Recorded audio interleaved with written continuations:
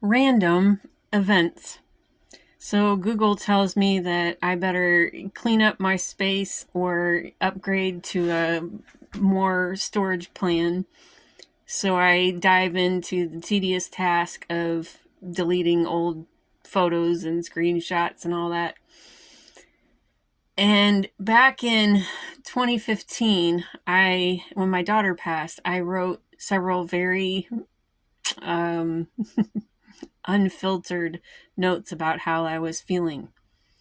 And at that time, Facebook had a blog type style post you could write, and they eventually did away with that. And before they completely obliterated it, I took screenshots of my notes. And I was I got to the screenshot section, had no intention of looking through all these notes, but there's one big section that was like obvious that there was a whole bunch of the same thing. So I opened up the first one just to make sure, and I realized what it was, and I was like, oh my God. So then I started reading it just out of curiosity. And I'm going to read it to you right now, and I want you to read it. If you're watching this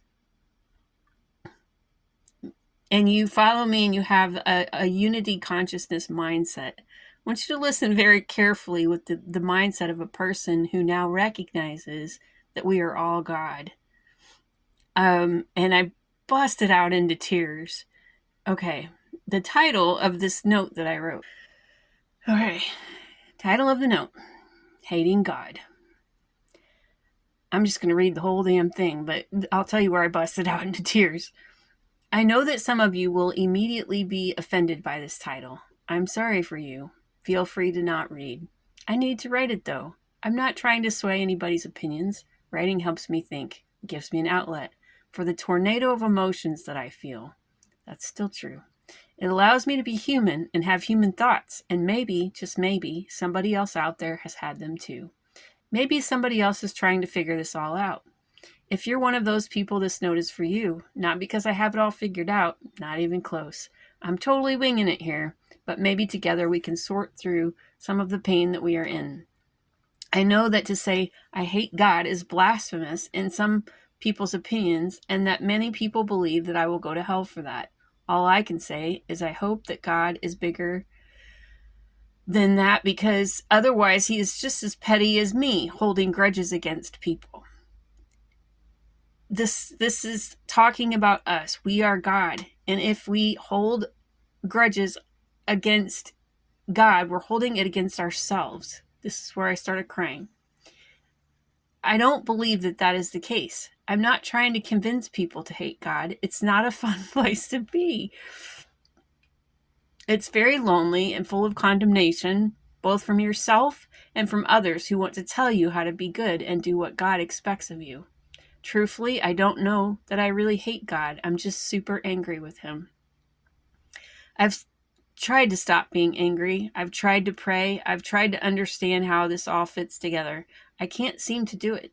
Every time I think that I have grabbed hold of some sort of truth that will set me free, it drifts away or I find a hole in it. Here's what I do know. Whether real or imagined, I feel wronged. Someone right now might be tempted to say, don't trust your feelings. Though I could write a whole note on my thoughts about feelings, I will just say this. It's a part of who we are. If it's not wrong to feel, it's not wrong to feel. Even Jesus had feelings. We don't seem to have that kind of response when Jesus had a reaction involving feelings. It's okay to have feelings, even anger or hate. Hate isn't something you want to live in, though. It's painful. It's full of separation. Listen to the reel I made this morning. Oh, love the synchronicities. It's full of separation, so I have to ask myself, how do I get past this intense anger that I have for God? And if the answer is prayer, how do I pray for anything anymore? What do I pray for? How do I trust the same God that I'm being told does everything in my best interest, and somehow that includes letting my daughter die a horrible death? I'm not going to attempt to answer all those questions at this moment. I have too many thoughts to put into this one note, and honestly, I could not possibly give them the energy they require. I have had a thought that has reoccurred a few times, though. What if I forgive God? And I'm about to cry again. I know, again, with the blasphemy, right? I'm not going to tackle that one again. If you're still reading, it's either because you're struggling too, you genuinely care to hear my thoughts on life, or you are a glutton for punishment. I have thought this before and was reminded of it again recently after hearing a line from a movie. I don't remember the movie. Here's the advice that was given to a father who was trying to regain the trust of his daughter, who has recently lost her mother and was taken from her father because of his inability to care for her during his own grief. You have to let her hate you so she can learn to love you again.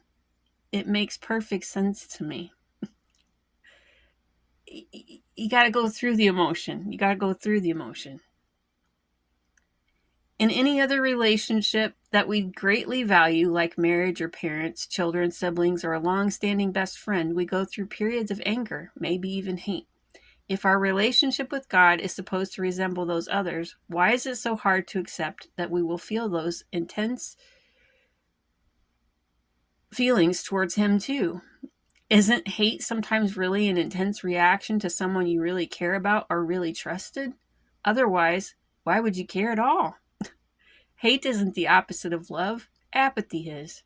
I don't feel apathetic towards God, though if I don't forgive Him, it will come to that. Knowing that you're God, knowing that everybody else is also God. Listen to that sentence again. I don't feel apathetic towards God, though if I don't forgive Him, it will come to that.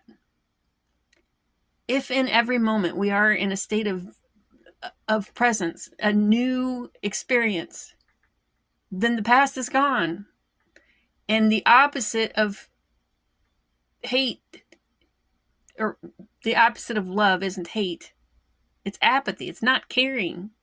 It's not being in this moment. It's not allowing yourself to experience what is. It's just like, whatever, it's just life. Who cares?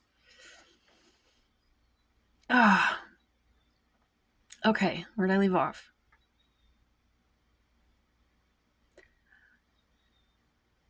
Okay, I don't feel apathetic towards God, though if I don't forgive Him, it will come to that. I also recognize that the only prayer that I can ask of Him right now is that He would help me to forgive Him.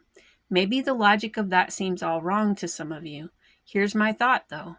If I recognize that I still want to have a relationship with God and that I need His help to do that, what does it matter about the logic? Okay, so what's coming up for me now? Our mind tells us a story. Our mind is not who we are. Our mind is based in logic. Our mind is not who we are. So I got below the logic by saying the only way I'm going to be able to be in a relationship with God again is to forgive Him. In other words, forgive myself, forgive reality, be in the present moment, and recognize that my mind is going to keep saying some bullshit about how things should be. And based on those should be kind of thoughts, I'm going to make myself miserable. So the only way that, and I realized this in my own way back then, the only way that I'm going to find that peace again is to just forgive all of it. Just like, okay, what happened, happened. Couldn't have happened any other way because it didn't. How am I going to show up now? How am I going to show up now and now and now and now? Okay, continuing.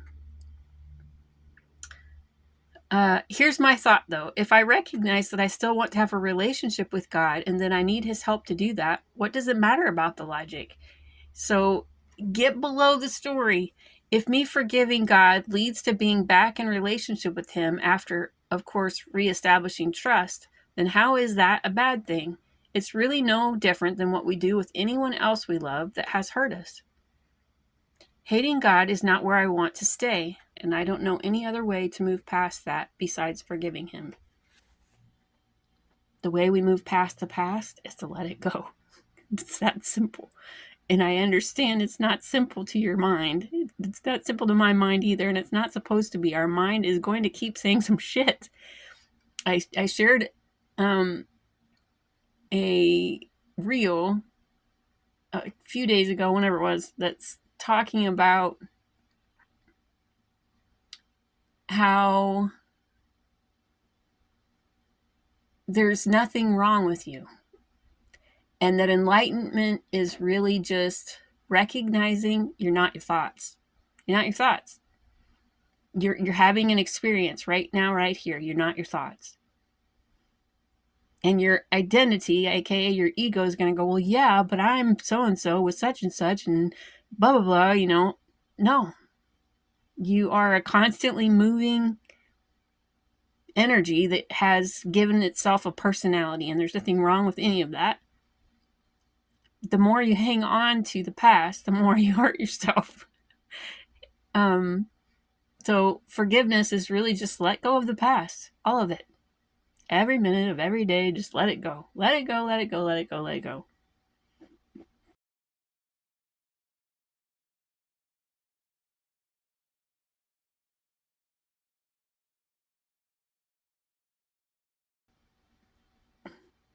Because you are judging you, both in the sense of I feel judgment towards this other person and I feel it in my body first, as well as we're all connected in a giant thought soup. And when you judge someone else, it just comes back around like a boomerang. Okay, having fun, just rolling with it, being present.